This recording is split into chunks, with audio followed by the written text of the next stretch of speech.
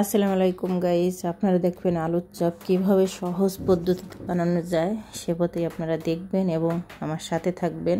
আশা করি আপনাদের সবার কাছে ভালো লাগবে, ছোট বড় সবার কাছে ভালো লাগবে। অবশ্যই একবার না একবার হলে এই পথেই এরকমভাবে আপনারা ট্রাই করবেন, আশা করি সবার কাছে ভালো লাগবে। এটা একটা আলুর চপ, বিভিন্ন রকমের আলুর চপ বানানো যায়, বিভিন্ন রকমের বিভিন্ন স্টাইল দিয়ে অনেক রকমের বানানো যায়। আর এটা সহজ একটা রেসিপি, সহজ পদ্ধতি, আশা করি আপনাদের ভালো লাগবে। আমি প্রথমে বেসনগুলো চেলে নিতেছি, 1 থেকে 1.5 কাপ পর্যন্ত আমি বেসন নিয়েছি, চেলে নিতেছি একটা ডো বানানোর জন্য। পাতলা করে যেটা দিয়ে আমরা আলুর চপটা ভাজবো সে একটা ডো বানাবো। আমি দিয়ে দিলাম স্বাদ মতন লবণ আর দিয়ে দিলাম বেকিং চূড়া। এটাকে বেকিং পাউডারটা কীভাবে, যখন আপনি চপটা ভাজবেন উপর দিকে খুব ক্রিস্পি একটা শব্দ, ক্রিস্পি হবে, মুসমুসে একটা টাইপ আসবে, এই জন্য আমি দিয়ে দিছি বেকিং চূড়া। এখানে সামান্য মতন হলুদের গুঁড়ো দিয়েছি আমি 1 চামচ মরিচের পাউডার দিয়েছি যাতে সুন্দর একটা কালার আসার জন্য। এখানে আমি আর কোনো মশলা এখানে ব্যবহার করব না, আমি এটা সুন্দরভাবে মাখায় নিয়ে হয়তো 10 থেকে 15 মিনিট আমি রেস্টে রেখে দেব।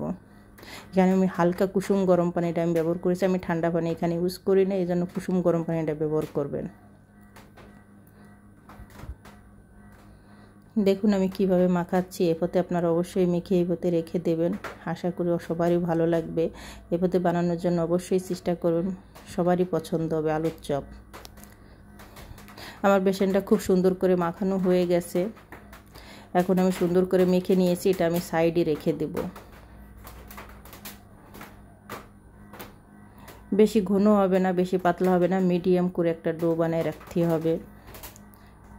এটা আমি মেখে আমি সাইডে রেখে দিয়েছি। এখন আমি পুরো প্রসেসিংয়ে যাচ্ছি, সেটা আছে এখন আমি আলুর যে এটা ডোটা, সেটা আমি আলু যেটা, এটাই আমি একটা আলুর থেকে একটা ভাজি তৈরি করব, সেটাই আপনারা দেখবেন কিভাবে। আমি এখানে কিছু মিষ্টি জিরে বা গুঁড়ো যেটা বলো ওটাই, এবং সাদা যে জিরেটা রেগুলার আমরা খাই ওই জিরেটা আমি ব্যবহার করেছি।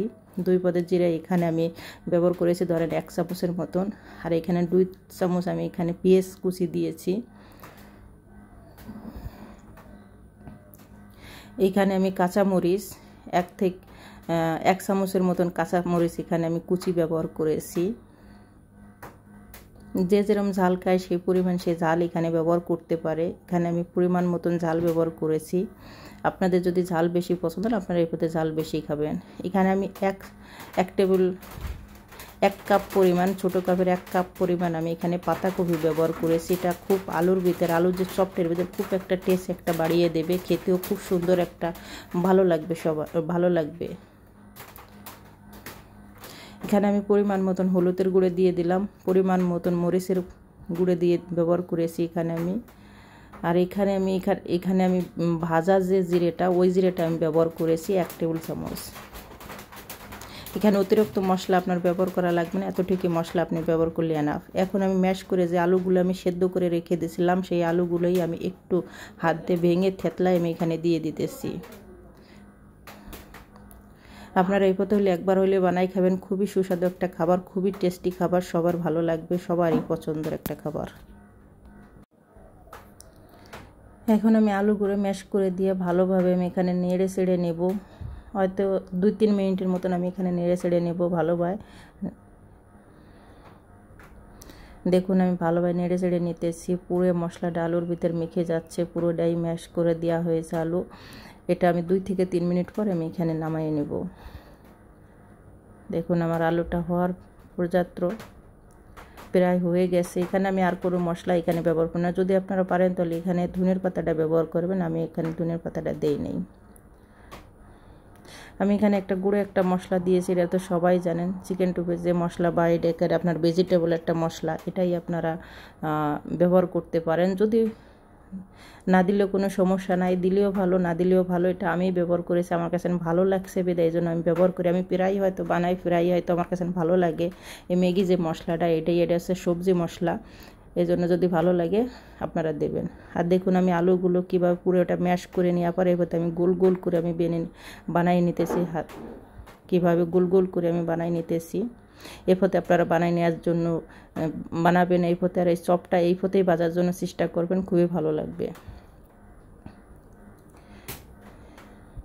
আমার বানানো হয়ে গেছে, আমি সাইডে রেখে দিয়েছি। এখন আমি পরিমাণ মতন এখানে আমি তেল গরম করতে দিয়ে দিয়েছি। আমার তেল গরম হয়ে গেছে। এখানে আপনার বেশি তেল গরম করা লাগবে না, হয়তো 70% গরম করলেই এনাফ, যাতে আপনার উপরে যে আপনার বেসনটা, এই বেসনটা যাতে সবসময় পুরোটা যাতে সেদ্ধ হয়ে যায়। আর উপর থেকে একটু একটু সময় দিয়ে একটু ভাজবেন এই চপগুলো, তাহলে দেখবেন কিসকে একটা যে ভাবটা, ওই ভাবটা অবশ্যই আপনার এই চপের ভিতরে পাবেন। ভিতরে নরম থাকবে, উপরে একটা ক্রিস্পি একটা আসবে চপে।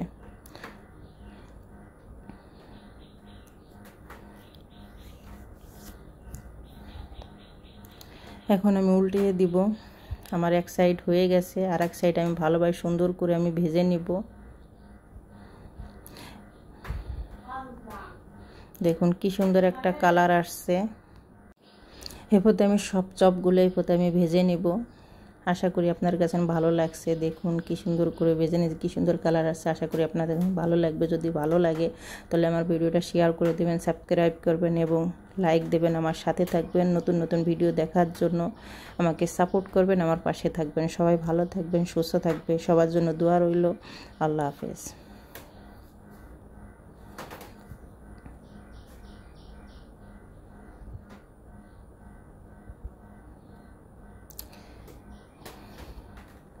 এভাবে একবার হইলে আপনারা এই চপগুলো বাড়িতে একবার হলেও তৈরি করে খাবেন। বিকেলের নাস্তার জন্য খুব ভালো একটা খাবার।